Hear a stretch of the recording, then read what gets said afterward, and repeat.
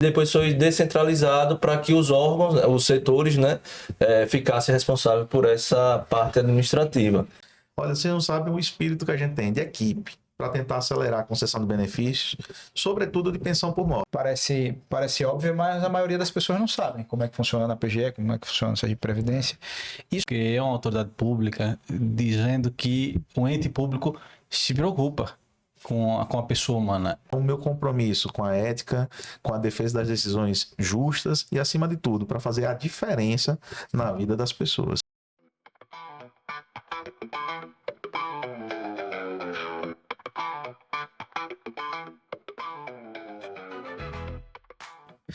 Bom dia, boa tarde, boa noite. Mais um episódio, nosso quinto episódio do Além da Decisão. O podcast que vai, como o próprio nome diz, além dos acórdãos, das sentenças, das decisões e especialmente hoje com um convidado agradabilíssimo, um cara sensacional. Não vou contar agora não quem é. Antes eu quero que se apresente meus sócios, são mais bonitos, mais elegantes do que eu e vamos falar um pouco deles. Boa tarde, bom dia, boa noite. Rômulo Augusto aqui falando de novo no nosso quinto episódio. É uma honra ter esse convidado aqui que em breve irá se apresentar, que tem um currículo absurdo, trabalha na área pública, trabalha na área privada, então tem um conhecimento super amplo para passar aqui, para discutir conosco sobre direito, sobre decisão, sobre vida, sobre atuação profissional. É isso aí. Fala pessoal, Marcelo Victor aqui, especialista em direito previdenciário. Me sigam lá nas redes, Marcelo ADVAJU. Hoje com esse convidado que, como pessoa, né, é um gentleman, é um cara que dispensa comentários. Então vou passar a palavra aí para Diogo apresentá-lo. Esse convidado, além de tudo, é um grande amigo. Então, assim, é até mais fácil a gente falar. Eu vou perder um pouquinho de tempo aqui, porque o currículo do cara é imenso, viu?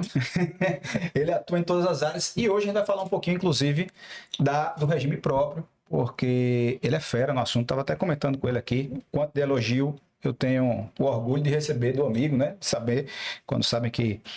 Mas a gente está aqui com Cleidson Nascimento, que, para além de ser nosso amigo, é pai, é filho, é esposo, é um músico que não me convidou ainda para ouvir ele tocando, mas é um músico, já deixa a cobrança. E além de tudo, formado pela UFES, especialista em Direito Público, mestre, doutor em Direito, pós-doutor em Direitos Humanos. Cleidson tem uma história na academia muito grande, eu tive o prazer de acompanhar em algum momento. E... Ele navega, eu acho interessante, porque ele navega em vários ramos do direito. Tem uma versatilidade imensa. Com esse Cleidson, direito civil, né? E publicando livros em direito urbanístico. E hoje eu vejo ele lá no regime próprio, dando show na Previdência do Estado. E aí, Cleidson, eu queria que você falasse abertamente e no que você sentia à vontade sobre você, sua história, o que é que você fez, como é que... Eu que só vai pontuar mais. Tem mais no currículo dele. Viu? Tem muito mais coisa, do né? Estado, professor universitário e advogado. Claro. Então não é pouca coisa, não. Claro. Eu acho que advogado é o que pesa mais, né? Dor de cabeça. Também na dor de cabeça, né? E agora tá sendo, colocou o nome postulante a uma vaga do quinto, né? Que engrandece demais a advocacia. Seu nome para o cargo do quinto. Então, vou passar a palavra para o nosso convidado, que realmente eu me sinto muito feliz de estar sentado aqui nessa mesa hoje com você. Meus amigos, bom dia, boa tarde, boa noite, né? E primeiro, obrigado pelo convite, pela recepção. São amigos queridos. Eu tenho já uma verdadeira, um verdadeiro carinho, né, por vocês. E Diogo, que compartilhou comigo as bancas da graduação em Direito, na verdade como professores, né? A gente sabe a luta que é. Mas tudo isso, um pouquinho disso, olha, nada disso me envaidece não. Eu quero que deixe muito claro, quero deixar muito claro isso. Porque, na verdade, é um caminho. Nada disso foi planejado. E eu acho que isso é bem importante falar. Porque muitos colegas da advocacia mesmo, assim como eu, um dia planejei alguma coisa que fosse o meu ideal de carreira e de repente a vida faz com que você tenha uma série de mudanças, né? Então, eu comecei estudando direito por acaso, não tinha nenhuma referência na minha família. Embora meu irmão tivesse acabado de se formar em direito quando eu tive que decidir, mas ele era do exército, então ele ocupava cargos militares, depois foi para a Polícia Civil. Então, a advocacia nunca foi algo da minha casa. Meus pais professores, depois meu pai se formou médico, depois de 3 filhos, uma vida de muita luta. Para resumir, eu tô na segunda geração de pessoas alfabetizadas da minha família, né? Então, tudo que se abriu de portas para mim, para meus irmãos, para meus pais, foi por meio da educação. Então, por isso, talvez que a docência me escolheu, né? Forte. Então, a sala de aula realmente é algo que me satisfaz, assim como a advocacia, né? E é isso. Eu, quando fui estudante de direito, acreditava que ia trabalhar com direito internacional. Sempre gostei de línguas estrangeiras, de português também. Sempre gostei de ler. Escrevia também alguma coisa. Só que aí a gente foi passando por outras matérias, o direito internacional começou a ficar mais distante e eu tomei consciência daquilo que eu queria realmente lutar, né? Eu me tomei muito gosto pela coisa pública, pelas causas coletivas, por aquilo que é de todos nós, né? Por aquilo que afeta a vida de todos nós.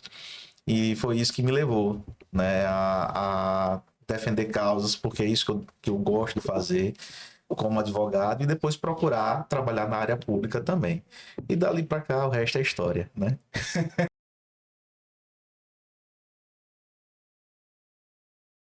Eu queria saber como você arruma tempo, meu amigo. Porque assim, eu lembro de Cleiton, a gente ensinou no mesmo período na FANESE, né? Acho que não me lembro em outra instituição, mas na FANESE eu me lembro com muita nitidez. E aí eu me lembro que um dia eu estava fazendo reposição, acho que você nem lembra disso, mas eu estava fazendo reposição de aula, que a gente faz geralmente dia de sábado, né? Aí Cleiton estava lá estudando francês, eu acho. Você estava estudando francês, bicho. Eu disse, rapaz, que peste Cleiton está fazendo isso? Francês por conta do doutorado você fazia, eu acho que em São Paulo, na PUC? Foi PUC? Isso, na PUC São Paulo. Fazendo doutorado. Então, como o Romulo disse, Cleidson, ele concilia aí, além da vida particular, privada, né? Por óbvio, mas é professor, é advogado, procurador do Estado, né? E ainda tem esse viés acadêmico muito forte. Você também estudou muito gestão de tempo, né? Porque eu, aqui do meu testemunho, Cleidson faz isso e faz de verdade, né? Porque tem muita gente que diz, sou advogado, mas aí o cara tem um escritório, nunca vai, ou o cara é procurador do Estado, tem um escritório só para manter o escritório, mas ele não exerce, né? Ou o professor que exerce atividade acadêmica, mas não exerce muito pouco ali a advocacia. Cleiton, a gente encontra todo dia no fórum, se brincar, ele está realmente militando, então... Como é que você arruma tempo, meu amigo? Explique aí pra gente. Engraçado que essa pergunta me fazem tantas vezes há tantos anos, né? Quando eu estava na gestão da OAB, no conselho da OAB... Tem isso, cara, foi diretor da ESA. Eu fui conselheiro seccional da OAB por 2 gestões e diretor-geral da ESA por 2 gestões também.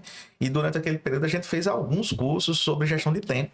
Levamos para os interiores. Foi bem bacana entender que existia método para isso, porque eu nunca tive método. Na verdade, o que me guiava era fazer bem feito. Então, eu nunca deixei de gostar do que eu faço muito o que eu gosto.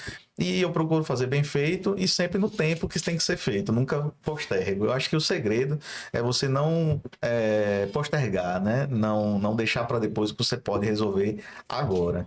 E depois que eu entendi que isso tinha método, aí eu procurei incorporar na minha vida. Então, hoje, realmente tem coisas que você tem que colocar no seu dia a dia como rotina, mas não é difícil, né? Quando você gosta do que faz, fica tudo Facilita, muito né? mais fácil, né? Facilita. Você foi feito tudo por feeling, né? Aí depois você foi entender e quando você já tinha essa rotina, ficou mais fácil. Você passar no concurso, por exemplo, você deve ter criado uma rotina bem severa ali de estudos para poder galgar, porque a gente sabe que não é fácil. Mudando um pouco de assunto, já para a gente matar um pouco da curiosidade sobre a questão da previdência pública, né? RPPS.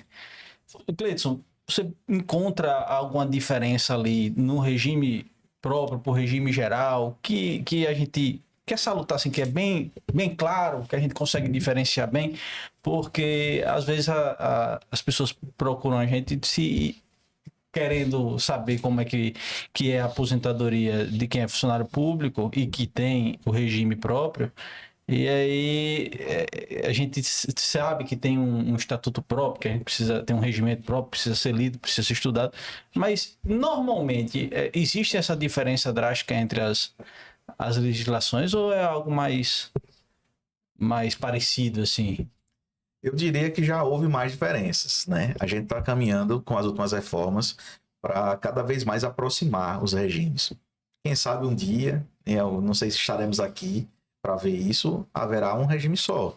É bem possível, né, que a gente caminhe para isso. Hoje a gente já tem idades muito parecidas, hoje a gente já tem limites de benefícios muito parecidos, mas eu compararia o regime geral ao regime próprio no sentido da integração com a origem do benefício. Então, no regime próprio, se a gente for falar de aposentadorias, a gente deve primeiro entender a origem da remuneração do servidor.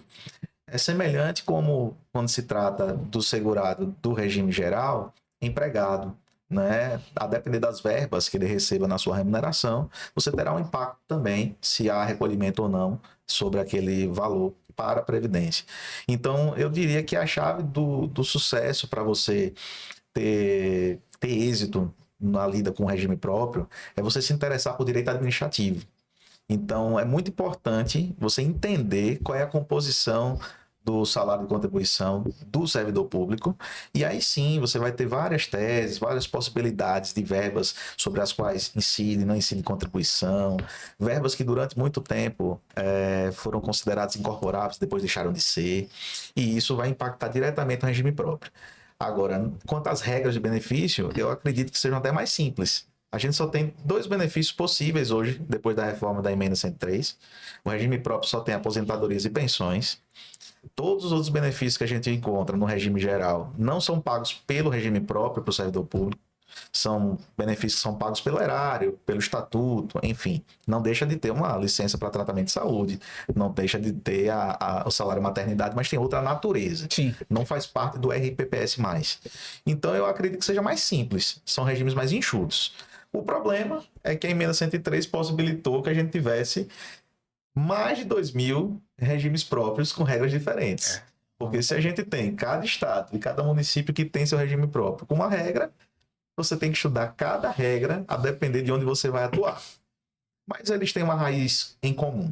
Eu acho que, para quem já milita no regime geral, se ampliar a sua área de atuação para o RPPS é muito mais fácil. Cleidson, qual foi o ano que você iniciou lá na Procuradoria, na parte de RPPS como procurador? Na Procuradoria, eu comecei a receber os primeiros processos judiciais em 2015 e 2016, já cerca de 10 anos. Só que a Procuradoria, ela não tinha um setor, não é? uma especializada que cuidasse apenas disso.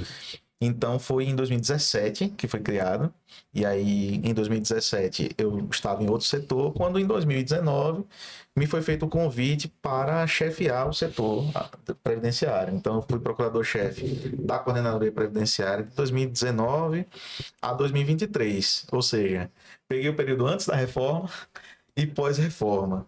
Então foi uma verdadeira escola, né? Eu estudei muito para que não pudesse cumprir minha função, pudesse cumprir meu papel, e acabei me apaixonando por esse universo da Previdência. Eu falo isso porque, assim, a lei complementar, né, que é do Estado, que fala sobre o regime próprio, ela veio tendo grandes transformações, né? A partir do governo, isso foi 2006, né? A partir do governo de Marcelo Deda, ele fez grandes reformas nessa Previdência do Estado, fala especificadamente do Estado. Mas teve uma coisa que impactou muito, né? Por isso que eu fiz essa pergunta, que foi a questão da descentralização, né? Antigamente você tinha ali, era na Praça da Bandeira, né? O Sergipe Previdência, e eram os andares ali, o último andar era da Procuradoria. Até na época tinha vários procuradores, trabalhava a doutora Maria Augusta, acho que ela já tá, acho que tem uns 10 anos já aposentada, mas eu lembro bem dela, e era assim, era muita coisa resolvida, centralizada ali naquele, e depois foi descentralizado para que os órgãos, os setores, né, ficassem responsáveis por essa parte administrativa.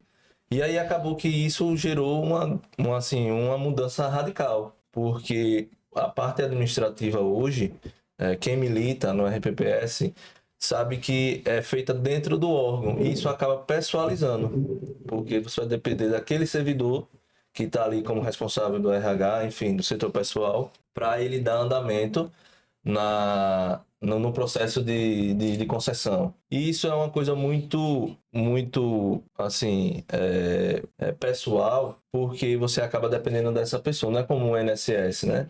Então, assim, é uma dificuldade que realmente eu, como advogado, encontrei, porque às vezes eu já tive casos de concessão de RPPS de passar 2 anos tentando resolver, e às vezes falta atualização ao servidor, né?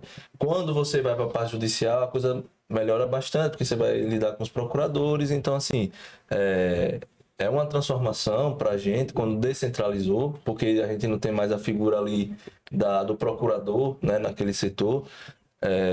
Ficou para o servidor, e às vezes o servidor, não estou dizendo que ele não tenha capacidade, tem, todo mundo tem capacidade para resolver, mas não tem as atualizações devidas, porque até 2019 era uma legislação, pós 2019, e a daqui foi uma reforma até muito bacana, né? A gente tem críticas à reforma, mas a reforma do Estado de Sergipe... Ela foi mais branda do que a federal, por exemplo, né? Isso, e ela trouxe assim, algo que há muito tempo a gente lutava, que é a questão da aposentadoria especial, né? A junta, né? Foi criado em 2019, no final em dezembro, eu acho que foi dia 17, foi uma data dessa aí que foi criada, foi feita essa reforma, né? E foi feito essa questão da junta médica para ver a questão da aposentadoria especial. Então, são marcos aqui no estado de Sergipe que eu vejo assim, até 2015, né? 2006 a 2015, 2015 a 2019, 2019 em diante. E eu queria que você, diante do seu conhecimento lá da Procuradoria, o que é que para você também mudou em termos de procurador, em termos de estar responsável por esse setor? De fato, houve uma descentralização, porque toda a pasta funcional do servidor, ela é de responsabilidade do seu órgão de origem, né? E havia muita demora também, apesar do servidor ter essa facilidade de tratar direto com o Sergipe Previdência, por exemplo, ou com outras unidades gestoras. A instrução desse processo depende do órgão de origem, porque a vida funcional do servidor, que impacta na sua aposentadoria, depende de suas progressões, de suas promoções, aquelas alterações de nível, de letra, sim, que a gente tanto ouve falar, né? Existem diferenças, processos judiciais que cobram retroativos disso durante a atividade do servidor, mas isso também serve para os inativos, né? Então, tudo isso impacta no futuro benefício. Hoje, a gente tem uma carência muito grande de um sistema informatizado que seja acessível para a advocacia, né? Eu digo sempre, olha, a gente tem todos os sistemas hoje eletrônicos funcionando muito bem, sistemas de tramitação de processos administrativos, judiciais, mas a gente não tem ainda aqui em Sergipe um processo eletrônico em que nós, da Procuradoria, os advogados, enquanto defensores dos seus clientes e as próprias partes, possam, em tempo real, acompanhar a tramitação do processo. Isso, para mim, é um gargalo. Se eu fosse hoje dar uma sugestão, se tivesse o poder, né, de solucionar um dos problemas, seria esse. Daria muito mais agilidade às concessões. O INSS tem um know-how e um número de pessoal absurdo e ele ainda nega muito mais benefícios, né? O INSS erra muito mais. Agora fica fácil porque eles botam na culpa do robô. A gente teve essa semana lá no gabinete da presidente do TCE e ela falou que criaram um sistema, né, para fazer, porque tem que passar pelo TCE esse procedimento, né? Uma homologação. Né? E aí ela disse que já criou esse sistema automático. Eu achei muito interessante isso, né? Porque era um dos problemas que tinha, ia para o TCE e o retorno às vezes demorava muito, e ela disse que agora criou o sistema. Isso. Todas as aposentadorias de pensões, elas, dos servidores públicos, né, do RPPS, têm que ser registradas pelo Tribunal de Contas. E o Tribunal de Contas tem 5 anos para fazer isso. O que acontece, e acontecia muito, é que havia o registro tácito, por decurso do tempo. O tribunal não conseguia dar vazão aos processos, e as aposentadorias eram registradas, dadas por homologadas, né? Então, um sistema informatizado que seja acessível a todos, toda seria realmente fantástico. Mas o que é engraçado, que Marcelo tocou e você acabou falando do como está funcionando por dentro, a gente teve realmente com a conselheira Suzana lá no TCE e eu tive com o Zé Roberto lá no Sergipe Previdência. E o comum que eu achei em todas as conversas, assim, que embora a previdência do servidor, regime próprio de Sergipe, ele já seja bem antigo, essa profissionalização é muito recente, né? Você fala para a Procuradoria, em 2016 vocês começaram a ter um setor específico, né?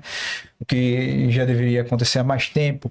O próprio Sergipe Previdência, vocês lembram, era IPES, era tinha IPES, uma era confusão, tudo. né, Era entre tudo. IPES e Que até a gente Sergipe brincou lá, Previdência. porque era assim, ele disse, o IPES é Instituto de Previdência de Sergipe. O IPES devia ficar saúde e previdência, saúde e Sergipe. Era devia IPES ser- e IPES Saúde. Eram dois institutos. eles não ficaram com o IPES, eles ficaram com o Sergipe Previdência, né? E o IPES virou Enfim, só o IPES saúde. virou uma...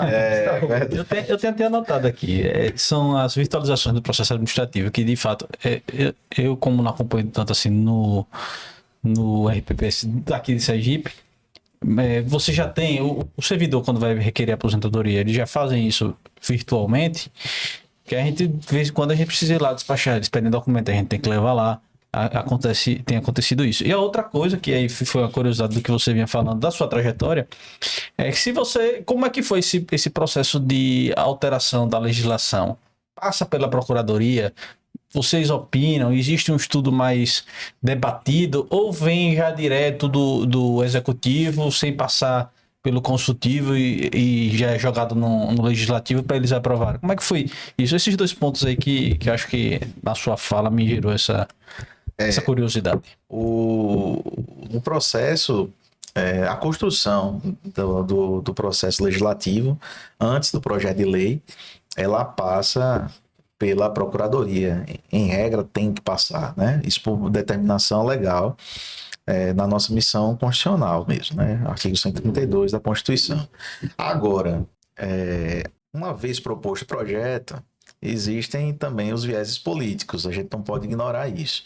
Existem necessidades técnicas, no caso da Previdência, o estudo de impacto financeiro e o estudo atuarial são determinantes, né? E isso impacta na vontade política. Fora isso, existe aquilo que é simpático e aquilo que é antipático. Então, eu tive a oportunidade de estar presente durante a tramitação do projeto de lei complementar, que virou a Lei Complementar 338, de dezembro de 2019. E tanto as lutas legítimas dos sindicatos, como as manifestações de associações de classe e até as bases dos parlamentares, tudo isso faz parte do jogo político. Então eu digo que fazer uma reforma da Previdência é quase como uma deliberação do Conselho da ONU, né? Não é a decisão, não é a melhor decisão, é a decisão possível, né? Então isso realmente acontece. E na questão da virtualização, hoje a gente ainda não tem nenhum sistema informatizado, como eu falei, que a gente possa acompanhar, mas o processo também ele não nasce como nativo digital. A gente ainda tem documentos que são assinados no papel, digitalizados e lançados no sistema. Existe um sistema eletrônico para tramitação, a Procuradoria e o Sergipe Previdência usam esse sistema, mas ele não permite o acompanhamento externo. E os documentos também não são 100% criados já na plataforma eletrônica. Então, a gente precisa abandonar o papel sempre que possível. Eu sou um defensor da celeridade com segurança, né? Acho que hoje a gente já tem os meios de segurança necessários para avançar em qualquer seara de tramitação de processos. Então, é preciso que a gente tenha um processo que dispense, né, essa instrução com meios físicos. Hoje o Sergipe Previdência já recebe atendimento, já faz atendimento por e-mail, uma herança do período da pandemia. Então, hoje, nós da advocacia podemos fazer requerimentos, juntar documentos, enviando por e-mail. Já é um avanço, mas ainda não é uma plataforma em que a gente protocole diretamente os nossos requerimentos e os documentos, né? A gente ainda tem essa dificuldade ainda, esse obstáculo, né? Mas avançou muito, eu tive lá no Sergipe Previdência, achei bem interessante o que eles, a transformação, coisa que me impressionou, inclusive, que eu não vi fila. Eu não vi fila. Exato, era o que eu ia mencionar. Primeiro que o diretor-presidente Zé Roberto está no comando de uma forma muito dinâmica já há muitos anos, e a equipe é muito dedicada, sabe? Deu para perceber. Uma coisa que eu faço questão de dizer sempre, enquanto servidores públicos, a gente tem que servir ao público e servir da melhor forma. Então, nós não vemos a parte, o servidor, a pessoa que vai ser atendida como adversário, não. Pelo contrário, tanto na Procuradoria como na Justiça de Previdência, a gente tenta, na medida do possível, solucionar, evitar retorno. A gente sabe que são pessoas idosas, olha, vocês não sabem o espírito que a gente tem de equipe para tentar acelerar a concessão de benefícios, sobretudo de pensão por morte. Por que a pensão por morte? É um benefício que a família, muitas vezes, tem como única renda, num momento de dor, no momento em que houve a perda de um ente querido, que muitas vezes é arrimo de família, é a mulher que sustenta aquele lar, e a pessoa ainda tem que passar por aquele desgaste, né, de não saber quando vai receber um benefício. Então, isso para nós é prioritário. Muito mais até, a gente consegue hoje dar vazão a um processo de aposentadoria na Procuradoria, até mesmo no mesmo dia, a depender do horário que o processo chega. Às vezes vai alguns dias, dependendo do volume de processo, mas é muito rápido. Mas o servidor que vai se aposentar, ele está recebendo sua remuneração. Ele não teve interrupção. Isso. Agora, o pensionista, não. O pensionista, além de ter perdido alguém, muitas vezes é a única renda daquela família. Então, a gente precisa ter essa sensibilidade. Precisa entender que os familiares, né, que eram garantidos, que eram sustentados, muitas vezes por aquela pessoa que se foi, eles não merecem passar por essa espera. Claro. O Cleiton, e a estrutura na PGE hoje com relação à Previdência, como é a composição? Hoje, só você procurador? Tem mais outro colega? Como é que tá? Eu deixei a coordenação já faz 2 anos, mas continuo no setor, junto com mais 5 colegas, então somos 6 procuradores na análise dos processos judiciais e administrativos, e uma chefia também, um procurador-chefe. Então somos 7, né, na equipe. Temos assessores e tem uma equipe de apoio também para receber e devolver os processos com maior agilidade. Claro. A gente, no podcast passado, a gente falou muito disso com o Grace, né?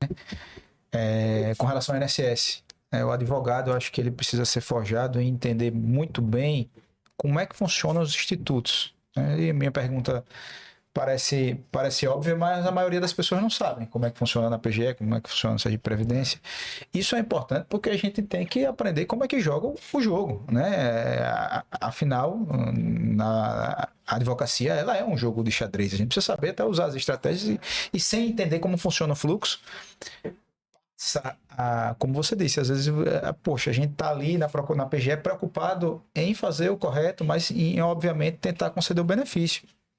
E às vezes a pessoa acha que não, ali, poxa, o servidor ali só quer me atrapalhar, ou o procurador. E não é isso, né? Que aí tem um trâmite, tem todo. A gente tem que respeitar o princípio da legalidade, enfim. Eu acho que para a advocacia fica essa mensagem, a gente precisa entender como é que funciona internamente os nossos institutos. Não dá para deferir, enfim, não dá para deferir uma pensão por morte, por exemplo, de qualquer forma, né? Você precisa de documentação.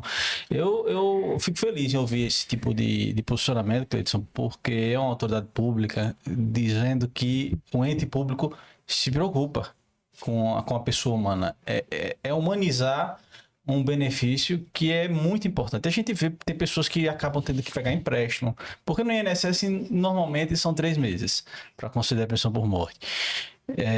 E já está 100% automatizado. Você faz esse pedido virtualmente no meu INSS, manda a documentação por lá, eles vão apenas fazer uma análise para ver se está tudo batendo certinho, e se não tiver nenhuma necessidade de prova, sei lá, que não está lá cadastrada como dependente, o cônjuge sobrevivente, e aí você precisa de mais prova, tudo bem, mas mesmo quando não precisa, ainda demora um pouco, e assim, a gente vê que pessoas passam realmente necessidade, principalmente quando a gente está tratando de pessoas que têm uma renda um pouco menor, aquela pessoa que está ali no sufoco, que efetivamente, talvez não no RPPS, porque aí você tem pessoas que têm salários maiores, servidores que têm salário maior, mas quem está no regime geral vai no máximo R$8.000. muitas dessas famílias está ali no limite, né, da sobrevivência econômica. É ganhar e gastando praticamente tudo que ganha para sobreviver, pagar as contas, ter eventualmente um plano de saúde. Então, essa velocidade, ela demonstra a humanização.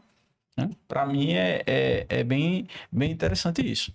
Eu queria, nessa perspectiva, aí já trazendo um pouco mais para a seara judicial, como é que você passou por essa migração de físico para virtual, e aí você tem essa consideração, a possibilidade de comparar. No judiciário, o que é que mudou do físico para o virtual no processo?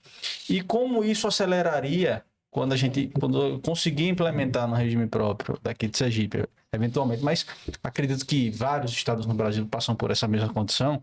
Quando a gente consegue implementar essa velocidade, o que é que mudaria também? Aumentaria a velocidade de processamento? O que é que você acha nessa comparação aí entre o judiciário e o administrativo? Eu não tenho dúvida que aumentaria não só a velocidade de concessão, como também o acesso à justiça. Hoje a gente já consegue concessão de benefícios 2, 3 vezes mais rápido do que o INSS, né? Documentos necessários como a certidão de tempo de contribuição, a CTC, com poucos dias lá está disponível. Às vezes no regime geral você tem 6 meses para conseguir uma CTC. É algo aviltante.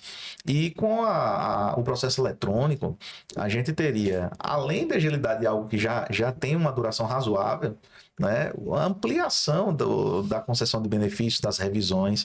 No judicial, foi o que a gente viu, né? A transformação digital que o judiciário tem passado, e isso não é da agora, ele não conseguiu diminuir a judicialização, mas ele conscientizou as pessoas de que é possível, né, alcançar os seus direitos. Então, o acesso à justiça tem que ser multiportas, ainda que eu seja um defensor da autocomposição, dos métodos alternativos de julgamento, que eu acho que a gente teria ainda mais agilidade, mas não há como negar ou afastar a jurisdição, muito pelo contrário, a gente tem que propiciar que as pessoas tenham as mais amplas possibilidades de acesso à justiça. Então, o processo eletrônico ele ficaria mais fácil, né? A discussão sobre qualquer concessão de direitos também ficaria muito mais ágil. Eu não tenho dúvida que a gente só tem a ganhar. Ô Cleiton, eu queria fazer agora entrando na seara judicial, né? Falar do tribunal em si, né? Você está postulando uma cadeira no 5º, né? Para candidatar ao 5º Constitucional, que é aquela vaga direcionada ao Ministério Público e à advocacia, né? E aí é um direito constitucional, o 5º. Mas eu sei que você tem outras pautas que também são importantes para você, mais especificadamente falando sobre a Previdência, né? Eu falo que o regime próprio tem a Previdência Complementar e tem a Previdência Administrativa, que eu considero como uma coisa minha particular, que a gente tem ali, tá na seara do direito público, do administrativo, com o previdenciário e constitucional, porque essas pessoas não sabem, é originário lá do artigo 40, né, da Constituição, mas as legislações específicas de cada regime próprio. Só que aí, quando você vai para a seara do judiciário, dos entendimentos dos tribunais, você às vezes encontrou uma confusão, né? Entre regime geral, regime próprio, sobre as legislações que devem ser aplicadas. A gente sabe que alguns temas ele é previdenciário de natureza, mas é julgado pelo Estado, né? pelo Tribunal do Estado, que é o caso do acidentário.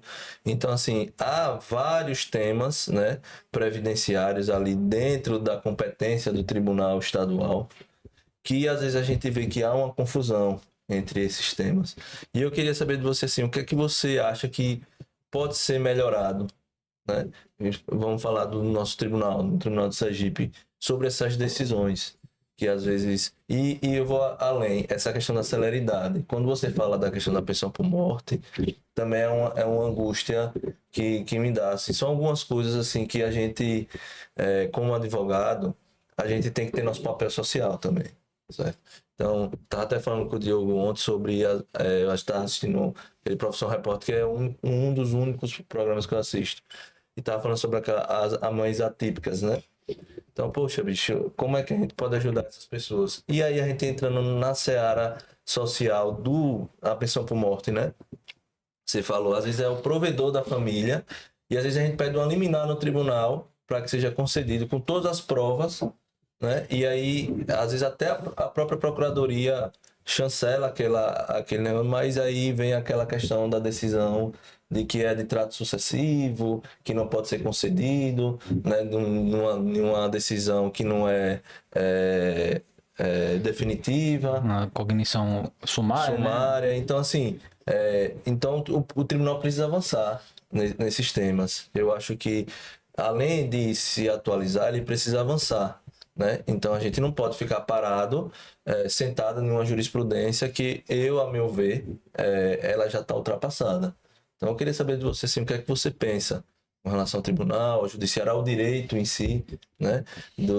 Dessa temática, né? Eu sei que você tem outras pautas, que eu lhe conheço pessoalmente, eu sei que a questão urbanista, a questão da raça, para você, é uma coisa que também tá ali vamos dizer assim, ali em cima, na sua prateleira de cima, e eu também acho isso muito bonito de sua parte.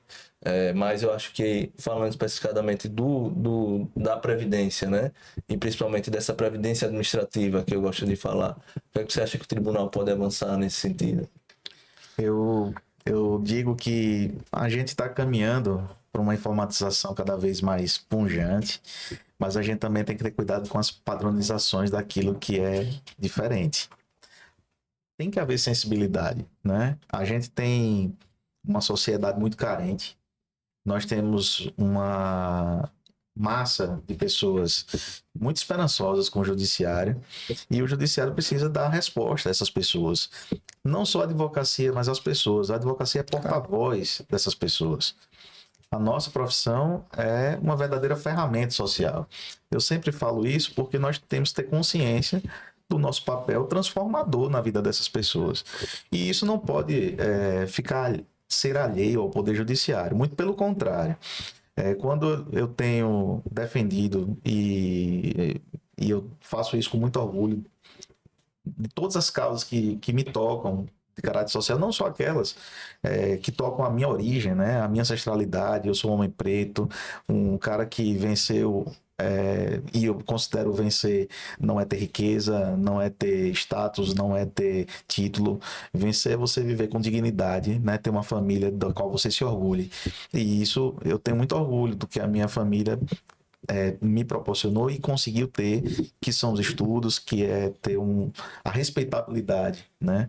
Mas isso tem que ser para todo mundo, né? A gente tem uma massa de pessoas carentes, pessoas que são discriminadas por questões de gênero, pessoas que apenas por sua origem, por sua cor da pele, por sua condição social, não tem o mesmo tratamento, e a gente sabe que isso está arraigado, né? O racismo estrutural, ele transpassa a questão da cor, transpassa a questão do gênero e transpassa as pessoas, está nas instituições. E então, quando a gente fala de jurisprudência que serve para dar agilizado o processo, para que os processos não se eternizem, ela deve ser aplicada nos casos que são iguais, né? E jamais será dispensada a análise casual daquelas demandas em que há um aspecto que vai desfavorecer aquela pessoa na não concessão do liminar, aquele aspecto em que não há prejuízo algum à concessão de uma medida de urgência, que poderia até ser revertida no futuro. As questões que o direito está provado, existe a tutela da evidência, que é muito pouco admitida. A gente precisa avançar nisso. Eu nunca vi E eu vou lhe dizer ainda mais, o STJ já decidiu, se aquilo ali for um ato nulo ou ilegal ou que não tem direito, a pessoa tem que ressarcir responsabilidade objetiva, né? Então, assim, você deixar uma família desamparada porque não quer conceder, porque há um risco de que não vai ter o retorno, caso aquele direito não seja efetivado lá na cognição definitiva. Eu acho que, e se você se tem provas suficientes, provas robustas, que deve ser deferida aquela pensão, eu acho que deve ser vamos dizer, mitigado essa jurisprudência em prol de uma família, né? Então, a gente vê que o tribunal ele não avança nisso. Então, às vezes, quando a gente pede, entra com agravo porque o juiz não deferiu o liminar, o tribunal, né? Ele mantém a decisão por apenas cumprir o que está sendo decidido ali durante anos e não tentar avançar, né? Que é o papel do julgador, né? Como tem o nosso papel, como vocês que nós somos o caminho, né, até o judiciário, o advogado é quem leva o direito do cidadão ao judiciário, o judiciário também tem esse papel de entregar uma decisão efetiva à sociedade. E penso que é o papel ainda mais do quinto constitucional. Porque a gente precisa avançar nessa construção de decisões mais vanguardistas. A gente tem que deixar um pouco um conservadorismo também, né? Mas a gente precisa avançar. Eu digo isso e não é apenas pelo que eu passo enquanto advogado, que todos nós passamos, que sabemos o dia a dia dos fóruns, dos processos nos tribunais, mas também por já ter passado por outras experiências. Eu fui delegado de polícia civil, então eu sei exatamente como é o tratamento para os clientes criminais.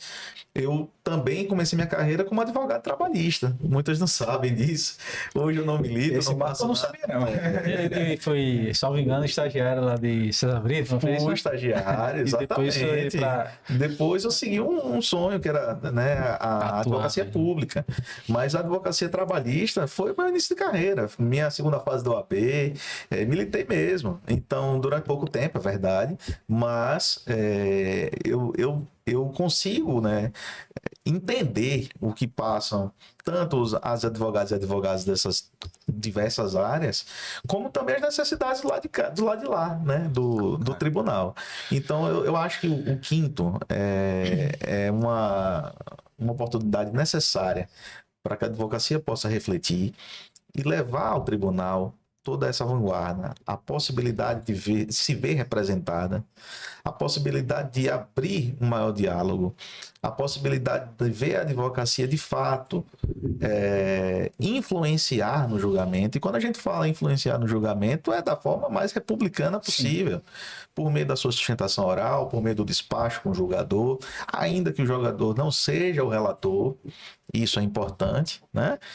Aquele grupo de julgamento, a turma de julgamento, o órgão colegiado, todo precisa ouvir a advocacia. E eu acho que são pautas que nenhum candidato pode se afastar, e eu tenho isso como um verdadeiro compromisso, né? O compromisso com o papel social que nós exercemos, o compromisso com as prerrogativas da advocacia. Não faz sentido, né, alguns entraves que a gente enfrenta a respeito de honorários, né, advocatícios, como a gente tem visto, não só no arbitramento, às vezes até na liberação de um alvará, né, verdadeiros partos que a gente precisa avançar. Por que não fazer isso de forma eletrônica e mais automatizada? Então a gente pode avançar em muitas frentes a partir dessa representação nos tribunais. Cleiton, eu não tenho a menor dúvida disso. Mas eu queria a gente aprofundasse um pouco mais. Eu falo que não tenho a menor dúvida porque conheço sua história, né? Como eu disse aqui antes, sei que você milita realmente e você sabe da angústia da advocacia, né? E eu venho dizendo, não é a primeira vez, em todos os eventos da associação, inclusive, assim, que a gente precisa se orgulhar da nossa atividade, né? Que é muito comum, especialmente a advocacia previdenciarista, ser apedrejada, né? O caça-velhinho, é ali a advocacia oportunista, mas esquecem, eu venho falando muito isso, né? Que é a advocacia que vai buscar o benefício daquele senhorzinho que está lá trabalhando no trabalho rural. Não é o INSS que vai atrás do cara que está lá no povoado, lá em Cumbi, não. É a gente que vai, né? É a advocacia que vai na luta do pescador que não recebeu o seu seguro-defeso, enfim. É a advocacia que faz isso, né? Lógico, não estou tirando a importância do papel das instituições, o INSS, ou seja, de previdência, recebe todo mundo, mas é a advocacia que faz essa busca ativa. Nem o Ministério da Seguridade Social, né, da Previdência faz isso. Então, assim, a gente precisa valorizar a nossa função social, né? E E aí, eu sei que você vivencia isso no dia a dia, por toda a sua história, por tudo que você colocou aqui, mas eu queria que você me dissesse como a gente levaria isso para o tribunal, né? No caso do quinto. A gente sabe que o tribunal é um colegiado e tem presença forte da própria magistratura, que é óbvio. E o quinto é, como o próprio nome diz, né? A maior parte é magistrado, né? Né? Tem, Então, tem quinto promotor e é advogado, minoria. são poucos. É E o quinto, né? é o quinto, né? Como o próprio nome diz, é o quinto. Então, assim, como é que você acha e pode pontuar pra gente que a gente pode trabalhar essa concepção mais humanista, de respeito às prerrogativas da advocacia dentro do tribunal? Que inclusive, só para complementar, Cleiton, inclusive o motivo de existir o quinto, essa vaga do quinto, é justamente a gente ter uma visão não só do jogador. Porque você pega um juiz que já está acostumado a enxergar o direito, a enxergar as relações interpessoais de uma forma, só ele ali julgando, aí a ideia do quinto constitucional é, não, peraí, coloca um promotor também ali, porque ele tem uma outra forma de ver o direito, outra forma de ver um processo, e vamos colocar advogado, porque ele também tem outra forma de ver o processo. E o advogado, na minha ótica, assim, a gente não é só acusação, a gente às vezes é acusação, às vezes a gente é defesa. Então a gente acaba sendo talhado a observar sempre por dois prismas. O prisma da defesa, mesmo quem está errado, e o prisma de acusação ou de ataque, sei lá, não é ataque, mas de autor, mesmo quando a gente acha que eventualmente possa ter um aspecto ali que não teria tanto direito, mas se a gente bem argumentar ou bem demonstrar através das provas, a gente conseguiria alcançar um resultado favorável. Então, eu acho que a gente é obrigado a se treinar nesses dois aspectos. Então, esse é o motivo de existir o quinto, na minha concepção, e de fato, historicamente, é isso.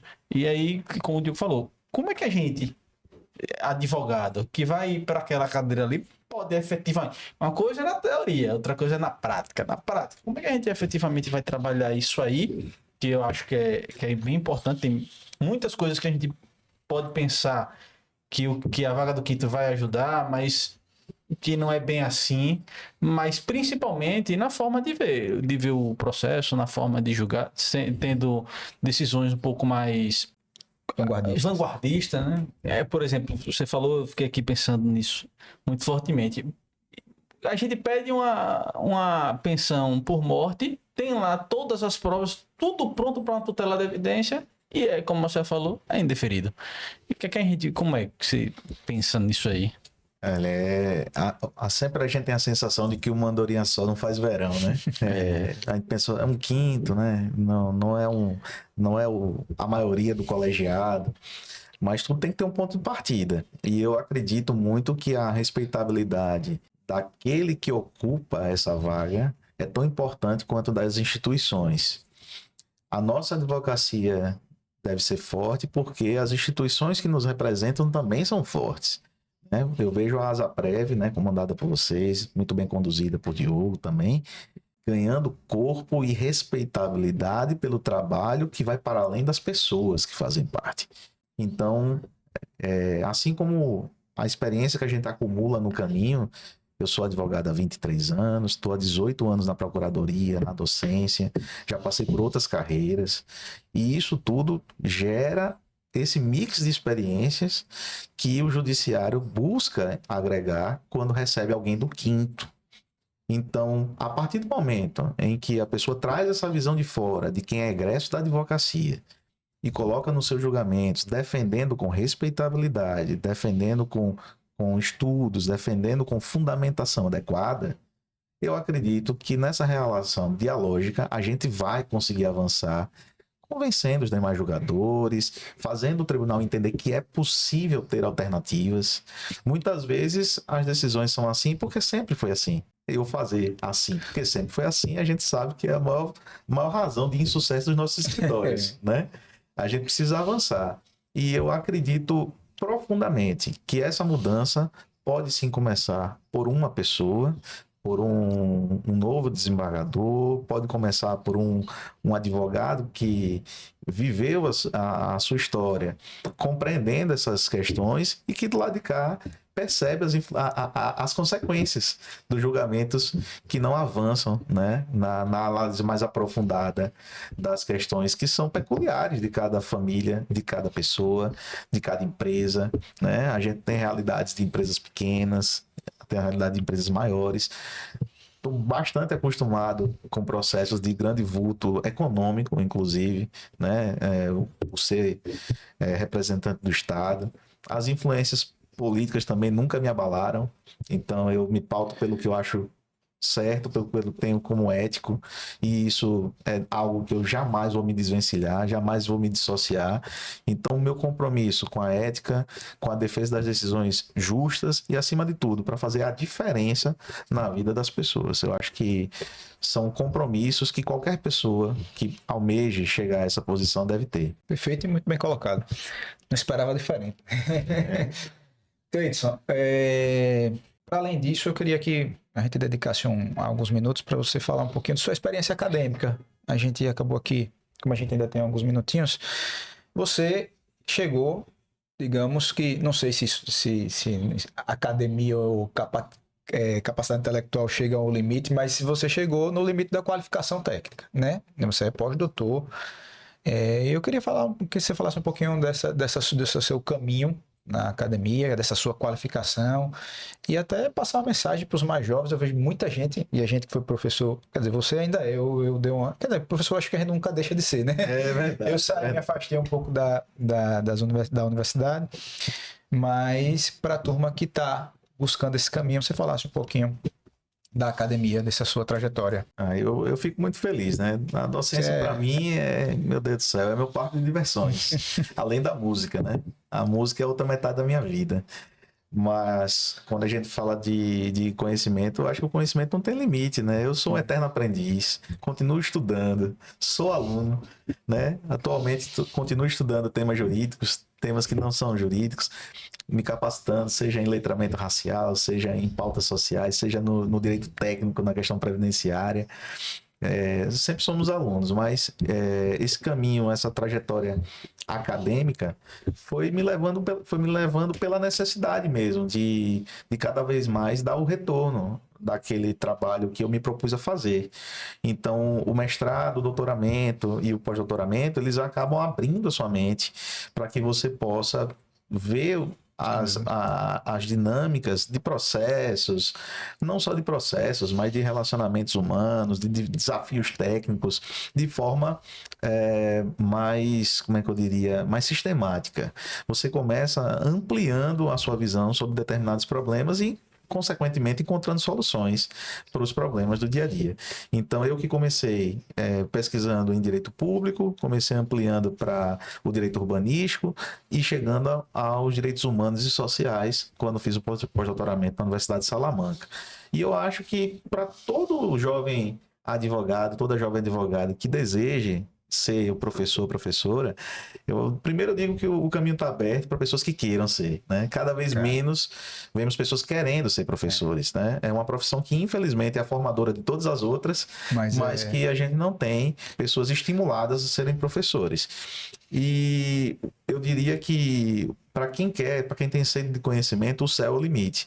Eu lhe sou muito sincero, eu jamais esperava pisar em qualquer das universidades nas quais eu estudei, porque eu não tinha referências, não tinha ninguém que me desse uma carta de recomendação para eu entrar na UFAL, onde fiz o mestrado. Na PUC São Paulo, meu Deus do céu, eu encontrei tantos mestres que eu admiro. Na minha sala, ao lado, tinha Maria Helena Diniz, Maria Silva de Pietro, encontrava tanta gente dos livros, né, autores dos livros que a gente lia durante a faculdade. Então, a gente precisa arriscar, a gente precisa se desafiar, e se é o desejo da pessoa, seja ela de outra profissão ou na advocacia, eu diria que para quem gosta, a docência é extremamente recompensadora, né? É lá que eu me realizo mesmo, devolvendo muito do que a sociedade me proporcionou. Ô, Cleiton, e como é que você, aproveitando você falando da docência, assim, você tá ali na sala de aula, tá com aluno o tempo inteiro, há muitos anos. Eu também já tive uma experiência de professor, já deixei há algum tempo, e tenho uma visão sobre isso. Como é que você enxerga o futuro para a advocacia? Assim, a gente escuta muito, tá cheio de advogado no mercado.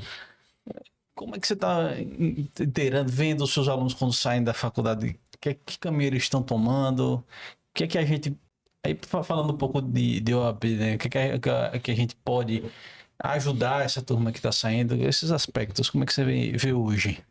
Olha, o cenário é bem desafiador, tendo em vista que a gente teve uma explosão de faculdade de direito. Eu acho que o grande problema está no sem número de autorizações que foram dadas, sem critério. Hoje eu sou um crítico de várias instituições de ensino superior que oferecem curso de direito de qualquer forma. E sem demanda, né? Toda faculdade precisa de estar inserida num estudo de demanda para sua região, para sua localidade. Em breve, eu não tenho dúvida que o mesmo vai acontecer com os cursos de medicina. Isso, eu acho que então, já tá é algo que já está acontecendo, caminho, né? E professores tradicionais acabam sendo, digamos, um caminho não seguro mais em relação ao que foi para gerações dos meus pais, meus avós, dos nossos pais, né? Mas eu vejo que, embora nesse cenário que é desafiador, com muitos profissionais do mercado, a gente tem ainda um grande respiro, que é o exame de ordem, é um exame necessário para a qualificação da advocacia, e também acredito no potencial de cada pessoa que vai além. A advocacia não permite que a gente fique parado. A advocacia exige que você seja dinâmico, que você seja estudioso, que você busque formas éticas e alternativas de captar clientela. Então, eu acredito que há muito espaço para quem faz bem feito e para quem faz diferente. Agora, a acomodação vai levar ao desânimo, vai levar a você não conseguir avançar na carreira e muitas vezes você ficar frustrado. Hoje, as áreas da advocacia que mais abraçam o jovem iniciante não são as mesmas de quando eu comecei, por exemplo, né? Então, hoje, o direito previdenciário é uma porta de entrada, o direito criminal é uma porta de entrada, e isso a gente vê muito claramente, mas a gente precisa cuidar, sim, dos próximos, das futuras gerações da advocacia, com faculdades que preparem melhor, com disciplinas diferentes daquilo que a gente viu, com formação empreendedora, uma formação ética também, formação técnica rigorosa, e eu acho que essas atenções a nossa instituição, a nossa Ordem dos Advogados do Brasil, pode e deve dar uma contribuição muito grande para o futuro. Meus amigos, estamos chegando ao fim. Antes de encerrar, quero deixar meu arroba Diogo Doria. Para quem não me segue, me siga. @além da decisão. Para quem também não está acompanhando, já começa a acompanhar tanto no Spotify quanto no YouTube. Antes de passar para Cleiton fazer a mensagem final, não sei se pode pedir voto, acho que pode, né? Já está em campanha, né? Podemos. Anunciar o número dele, o arroba dele. E antes disso, passar para Marcelo e Roma fazer os comentários. Eu queria agradecer imensamente, Cleiton, mais uma vez. Eu dou meu testemunho pessoal. Cleiton é um cara que, de todos os chamados que eu fiz, Cleiton, precisa palestrar na ASAPREV, Cleiton, precisa do congresso, ele está lá. Então, para além de ser um amigo, é um amigo atencioso. Obrigado por isso, né? Conte comigo, né? No seu enfrentamento. A gente tá junto nas trincheiras. E agradeço mais uma vez por esse episódio, que eu tenho certeza foi riquíssimo de tanta informação. A gente podia fazer mais, porque eu acho que tem muito mais assunto aí para a gente tratar.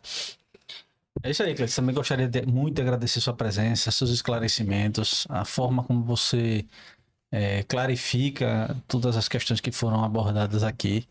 E dizer que concordo muito com o que você falou, falando principalmente do aspecto do estudante e do profissional da advocacia. A gente precisa ir além. Parafraseando o nome do podcast, a gente precisa ir além da decisão, ir além do senso comum, se debruçar sobre livros, estudar, fazer seu próprio entendimento sobre aquilo. E aí a gente costuma fazer reuniões de discussões no escritório, e dali a gente acaba surgindo uma tese, a gente vai aplicar, mas é porque a gente se junta para estudar, para analisar fatos que estão fora ali do cotidiano. Eu vou deixar meu arroba também, Romulo Augusto ADV. Sigam todos nós aqui no Instagram, siga o podcast no Spotify, no YouTube, no Instagram também, e que a gente possa, de novo, em outra oportunidade, sentar e bater mais um papo sobre direito, sobre legislação, que foi excepcional o dia de hoje. Bom, eu gostaria de agradecer também a sua presença aqui no nosso podcast e falar como pessoa, né? Eu sempre digo que a educação transforma vidas e você é uma prova viva disso. E além disso, você é um ser humano fora do comum. E agora nessa eleição do quinto, eu já tinha dito a você antes de qualquer coisa que eu tenho esse compromisso com você. Não é só pela parceria que você tem com a associação, com o escritório, mas como uma pessoa, como advogado que você é. Então, e é importante a gente frisar isso, que a gente precisa ter esses compromissos, a gente precisa ter os melhores no quinto, né? Porque é a única oportunidade que a gente tem de ver nossa categoria ali, né, sendo representada, porque o quinto é da advocacia, né? É importante frisar isso, que o quinto é da advocacia. Claro que a OAB é que faz o papel dela constitucional de fazer a eleição, tudo, mas o quinto é da advocacia, está lá prevista na nossa Constituição. E a gente tem 6 nomes para indicar, né? E hoje com as cotas, né, é importante frisar isso para a advocacia ter esse conhecimento. Existem cotas, que é importante, não é... Muita gente fala que é mimimi, não é mimimi, é muito importante, a gente precisa dar oportunidade às pessoas. A gente vive num país muito desigual, em um país muito elitista, né? E as cotas são necessárias, certo? Então, eu gostaria de fazer esse compromisso, dizer que você é um dos meus candidatos, votarei em você, farei campanha e fico muito feliz como advogado de ter seu nome lá nessa lista, né? Você, porque é uma coisa também que a pessoa dar seu nome a uma eleição dessa não é fácil, né?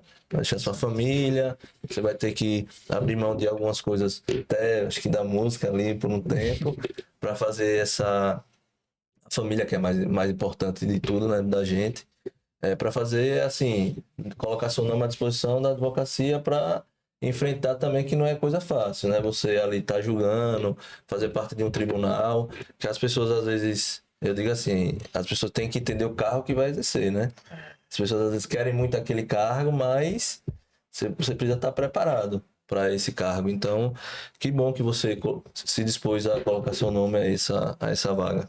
Então, eu só queria agradecer e deixar aqui meu arroba também, Marcelo ADV. Sigam lá o nosso podcast também, além da decisão, no Spotify. Olha, eu agradeço bem-horadamente, né? Vocês são queridos, queridíssimos, e me toleram já há muito tempo, né? Aqui, falando em eventos e a gente conversando, a gente pensa muito parecido também, isso facilita. Vocês são muito engajados no que fazem, eu parabenizo, né? Porque não é só como profissão, é a visão social que cada um tem. E nesse quinto, que é o desafio do momento, eu vejo que o tribunal avançou bastante, né, na paridade. Ainda não temos um número igual, mas já temos 5 desembargadoras, né, dos 15 membros, mas não Que temos bom, né? nem... Que ótimo, excelente. E a gente deve avançar, mas a gente não tem nenhum homem preto. Não temos a advocacia preta representada, nunca tivemos no tribunal. Eu acho que é um momento histórico, né? E eu sempre digo que as pautas sociais e a representação pela cota, pela paridade, ela sempre que possível deve vir agregado também com a experiência, com o desempenho, com aquilo que robustece a reserva de vaga, aquela forma de inserção social dos que sempre foram menos favorecidos, que são as pessoas pretas, pardas e as mulheres. Eu acho que eu tenho isso como missão. Coloco meu nome à disposição da advocacia, coloco meu nome à disposição da advocacia, para que no dia 19 de novembro a gente possa lá escolher dos 6 o número 1, que sou eu, Cleidson Nascimento, @Cleidson Nascimento nas redes sociais, para quem quiser me conhecer melhor.